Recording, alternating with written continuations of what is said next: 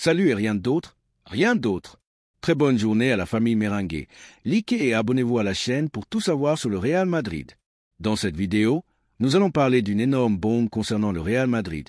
Mais avant cela, nous devons aborder certains sujets très importants pour notre club adoré. Allons-y avec le premier. Un Antonio Rudiger de nouveau dans le viseur de Chelsea. Le défenseur central allemand, actuellement au Real Madrid, est devenu la grande priorité du club londonien pour le prochain mercato. Le club des Blues, qui connaît déjà l'impact de ce défenseur lors de son passage précédent à Stamford Bridge, voit en lui une solution immédiate aux problèmes défensifs qui ont plombé leur performance cette saison. Du point de vue d'un Madridista, cette nouvelle ne peut que susciter surprise, inconfort et un fort sentiment de désaccord. Comment est-il possible qu'un des piliers défensifs du Real Madrid soit de nouveau associé à son ancien club? Pire encore, que certains milieux considèrent sa sortie comme plausible. Antonio Rudiger est sans aucun doute l'un des joueurs les plus solides, constants et engagés du club ces dernières saisons. C'est un professionnel qui a non seulement prouvé qu'il était à la hauteur des exigences de l'écusson du Real Madrid, mais qui a aussi su gagner le respect des supporters et de ses coéquipiers grâce à des performances impeccables, un dévouement absolu et une attitude exemplaire. Chelsea a ses raisons. Leur défense est dans une situation critique, affaiblie par les blessures de joueurs clés comme Wesley Fofana et marquée par l'irrégularité d'autres comme Axel Disasi ou Benoît Badiachil. Il est compréhensible qu'ils cherchent des solutions immédiates et fiables. Ce qui n'est pas compréhensible, c'est que le Real Madrid envisage ne serait-ce que la possibilité de céder ou de négocier le départ d'un défenseur du calibre de Rudiger. À 31 ans, il est au sommet de sa carrière, avec un physique enviable, une mentalité de vainqueur et une expérience internationale qui vaut de l'or pour toute équipe aspirant à remporter des titres. Rudiger n'est pas juste un défenseur qui fait le job, c'est un joueur qui élève le niveau compétitif de l'équipe. Il a prouvé dans les moments les plus exigeants, comme cette nuit européenne où il a été le seul capable de stopper Erling Haaland, l'un des attaquants les plus redoutables de la planète. Ce fut une performance historique par sa solidité, son intelligence et son agressivité bien dosée. Ce sont ces performances qui font la différence dans des compétitions comme la Ligue des Champions, où une seule erreur peut vous éliminer et où les petits détails séparent les champions de ceux qui se contentent de participer. On ne peut pas ignorer que la défense du Real Madrid a subi de lourds coups récemment. Les blessures de David Alaba et d'Eder Militao ont laissé un vide immense dans la défense, et c'est précisément Rudiger qui a pris les rênes. Il l'a fait sans fanfare, sans réclamer de reconnaissance médiatique, mais avec une efficacité rarement vue. Match après match, il a été le mur qui a soutenu l'équipe, le premier à se jeter pour couper une action, à gagner les duels aériens, à maintenir sa concentration pendant 90 minutes. Son impact ne se mesure pas seulement en statistiques, mais en ce qu'il transmet sur le terrain, sécurité, confiance, autorité. L'Allemand est arrivé au club en tant que joueur libre, une véritable aubaine dans le marché moderne où l'on dépense des sommes astronomiques pour des défenseurs qui, souvent, ne justifient pas la moitié de leur valeur. Le Real Madrid a su voir en Rudiger une opportunité et a visé juste. Depuis son arrivée, il a non seulement contribué sur le plan footballistique, mais aussi sur le plan humain. Il a toujours affiché une attitude professionnelle, su attendre son tour quand il n'était pas titulaire indiscutable et répondu de manière exemplaire lorsque l'équipe avait besoin de lui. Dans un vestiaire rempli de stars, il a su trouver sa place sans faire de vagues, sans polémique, sans ego démesuré. Et dans un club comme le Real Madrid, cela vaut autant que les buts ou les trophées. Lors de son passage précédent à Chelsea, Rudiger a été un élément clé de l'équipe championne d'Europe en 2021. Il était l'un des piliers de la défense de Thomas Tuchel et a laissé un souvenir indélébile à Stamford Bridge. Mais cette époque est révolue. Aujourd'hui, son présent est blanc et son avenir, si le club agit avec la cohérence attendue, doit l'être aussi. Chelsea peut regarder en arrière avec nostalgie, mais ils ne peuvent pas prétendre récupérer un joueur qui a trouvé sa place au sommet du football mondial au Santiago Bernabéu. Le Real Madrid, en tant que club, doit adopter une politique de continuité avec les joueurs qui performent au plus haut niveau. Rudiger ne se contente pas de performer. Il dirige, organise, impose. Il est devenu une pièce intouchable pour Carlo Ancelotti et pour ses coéquipiers. Le vendre serait une erreur stratégique de grande ampleur, car il ne s'agit pas seulement de laisser partir un joueur, mais de démanteler une structure défensive qui s'est avérée être l'une des plus efficaces d'Europe. À quoi bon libérer Rudiger pour ensuite dépenser 50 ou 60 millions d'euros sur un autre défenseur central que nous ne connaissons pas, qui pourrait ne pas s'adapter, qui pourrait avoir besoin de temps et qui aurait du mal à égaler son niveau d'engagement et de performance? De plus, quel message enverrons au reste de l'effectif? Que peu importe vos efforts, votre niveau de jeu ou votre contribution, si une offre arrive, vous partez. Ce serait un coup porté à la méritocratie interne du vestiaire, à la culture de l'effort et de la récompense que le Real Madrid a toujours défendu. Rudiger Morait de Rester. Il a gagné le droit de rester. Il a gagné la confiance de l'entraîneur, l'admiration des supporters et le respect de tous ses coéquipiers. Et surtout, il veut rester. Il n'y a aucun signe qu'il force un départ, pas de déclaration ambiguë, pas de mouvement en coulisses. Au contraire, Rudiger se montre heureux, intégré, engagé dans le projet. Alors, pourquoi même envisager l'idée de son départ? Ce n'est pas un joueur que nous devons considérer comme dispensable. C'est un atout clé, un leader silencieux, un guerrier sur le terrain et un exemple en dehors. En tant que madridista, je ne peux qu'élever la voix en ce moment. Nous ne pouvons pas permettre que l'histoire se répète avec d'autres joueurs qui ont été laissés partir sans la réflexion nécessaire. Nous ne pouvons pas ouvrir la porte à ceux qui nous soutiennent aujourd'hui. Nous ne pouvons pas affaiblir l'équipe au nom d'une logique de marché qui oublie souvent que le football ne se gagne pas seulement avec des chiffres, mais avec des hommes comme Antonio Rudiger. Des hommes qui ressentent l'écusson, qui le défendent avec leur âme, qui ne se cachent pas quand la pression est à son comble. Des joueurs qui comprennent ce que signifie porter le maillot du Real Madrid. Je pose donc une question directe au cœur du madridismo. Voulons-nous vraiment que Rudiger s'en aille? Sommes-nous prêts à voir l'un de nos meilleurs défenseurs franchir la porte de sortie pendant que nous applaudissons pour avoir réalisé une bonne opération économique? Est-ce cela qui nous définit en tant que club? Parce que moi, en tant que madridista, en tant que supporter au sang blanc, je dis catégoriquement non. Rudiger ne doit pas partir. Pas maintenant. Pas comme ça. Pas quand nous avons le plus besoin de lui. Pas quand il a prouvé être parmi les meilleurs au monde à son poste. Chelsea devra trouver une autre solution à ses problèmes défensifs. Le Real Madrid n'est pas là pour combler les lacunes des autres, mais pour construire sa propre légende avec les meilleurs, les plus engagés, ceux qui se donnent à fond à chaque match. 2. Une décision majeure au sein du club. Le Real Madrid travaille sur un coup de maître. Le Real Madrid planche déjà sur son prochain coup d'éclat sur le marché des transferts. Recruter Ibrahima Konaté sans frais de transfert. Le défenseur central français, dont le contrat avec Liverpool expire en juin 2026, est entré dans le viseur du club blanc comme une cible stratégique à long terme. Dans les bureaux de Valdebebas, on considère que son arrivée à coût zéro serait une opération de haut vol, surtout si l'on reproduit la formule utilisée avec d'autres grands noms qui sont arrivés gratuitement au Santiago Bernabéu. Du point de vue madridista, il est impossible de cacher l'enthousiasme et la logique entourant ce possible mouvement. Nous parlons de l'un des défenseurs centraux les plus prometteurs du football européen, un joueur qui a prouvé qu'il était prêt à performer au plus haut niveau, tant en Premier League qu'avec l'équipe de France. Que le Real Madrid ait mis son radar sur lui n'est pas seulement une excellente nouvelle, mais aussi un signe clair que le club continue de privilégier l'intelligence et la vision à long terme plutôt que des mouvements impulsifs ou des achats démesurés. Les supporters blancs le savent. À Valdebebas on Improvise Plus.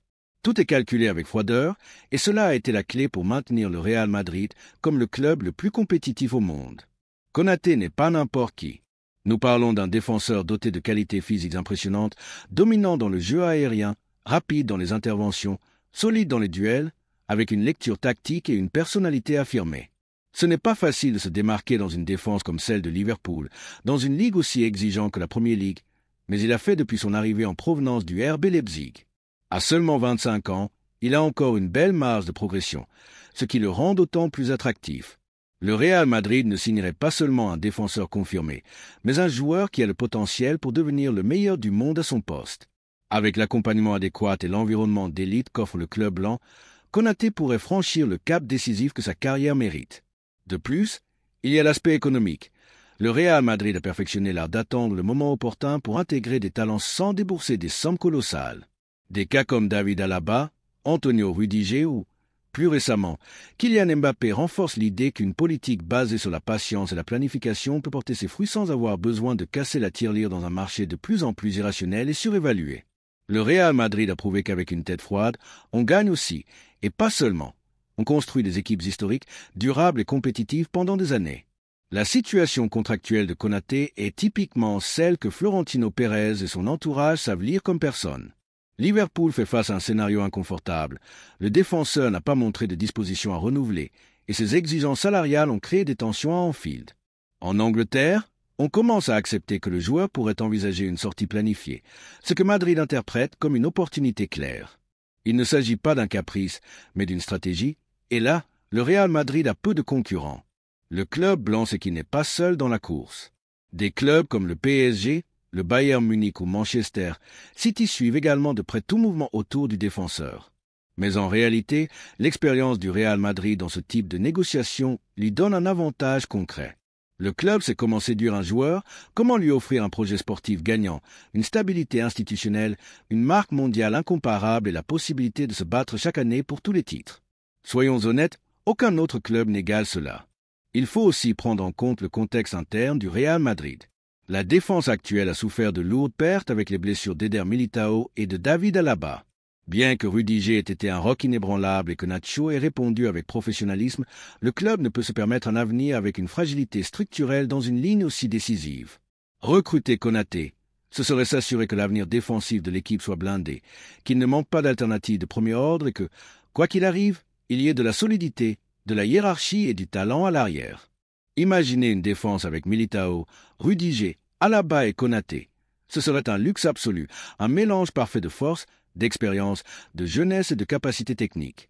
Et encore plus si l'on considère l'évolution qu'il pourrait avoir aux côtés de joueurs qui savent déjà ce que c'est de tout gagner. N'oublions pas non plus la valeur de la concurrence interne. Avoir plusieurs joueurs de très haut niveau par poste oblige tout le monde à donner le meilleur de soi, à ne pas se relâcher. C'est une partie de l'ADN compétitif qui a fait du Real Madrid le club le plus titré de la planète. Faisons une pause ici et regardons l'avenir avec ambition. Le Real Madrid est en train de construire quelque chose de très grand. L'arrivée de Mbappé, la montée en puissance de Bellingham, la consolidation de Vinicius, la maturité de Valverde, l'émergence de Luna, l'influence de Tchouaméni et Camavinga au milieu de terrain, tout pointe vers une équipe qui peut marquer une époque. Et pour soutenir cela, il faut une défense du même niveau. Konaté s'intégrait parfaitement dans cette vision. Ce serait un recrutement discret à son arrivée, mais qui finirait par être déterminant quand on regardera en arrière et qu'on analysera pourquoi les titres ont été gagnés. En tant que madridista, je ne peux qu'être en faveur de cette opération. C'est une manœuvre brillante, un coup de maître qui combine opportunité de marché, nécessité sportive et vision d'avenir. C'est exactement le type de décisions qui ont porté le Real Madrid au sommet du football mondial encore et encore. Ce n'est pas un hasard si d'autres clubs regardent avec admiration et une certaine envie comment le club blanc opère. Ce qui est planifié ici est exécuté avec précision, sans hystérie, sans improvisation.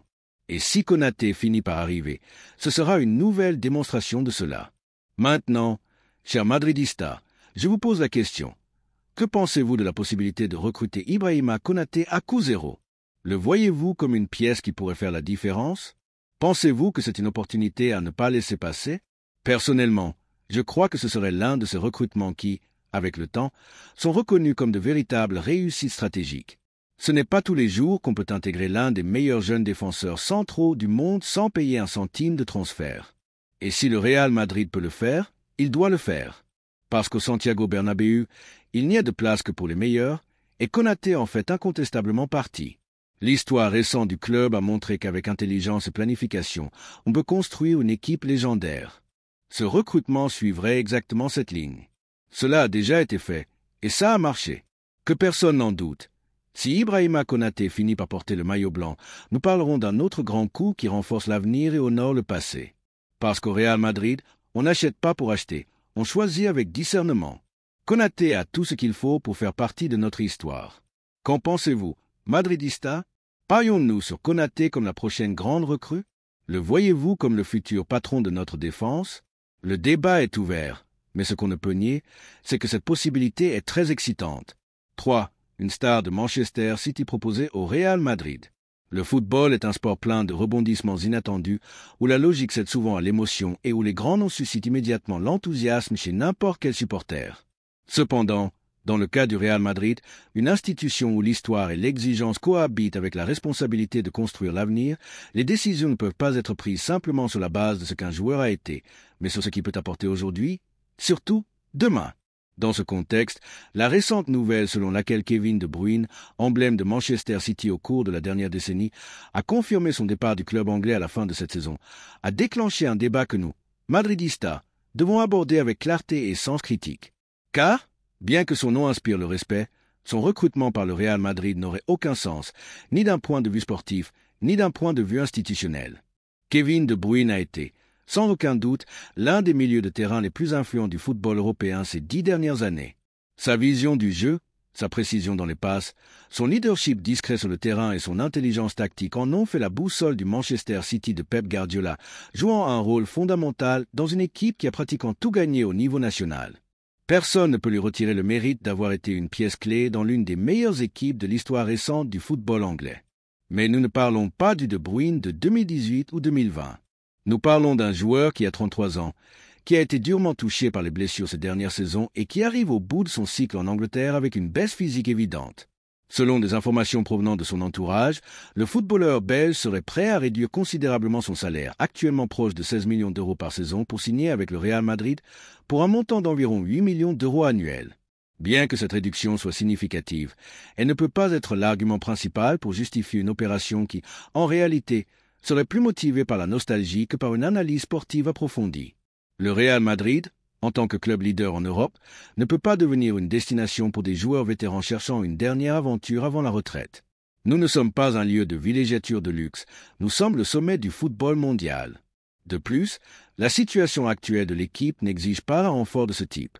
La supposée nécessité de combler le vide laissé par Luka Modric, qui pourrait partir à la fin de cette saison après plus d'une décennie de service exemplaire, ne peut pas être résolue en recrutant un joueur du même âge, également sujet aux blessures, et qui n'a jamais porté le maillot blanc ni montré le moindre lien émotionnel avec le club.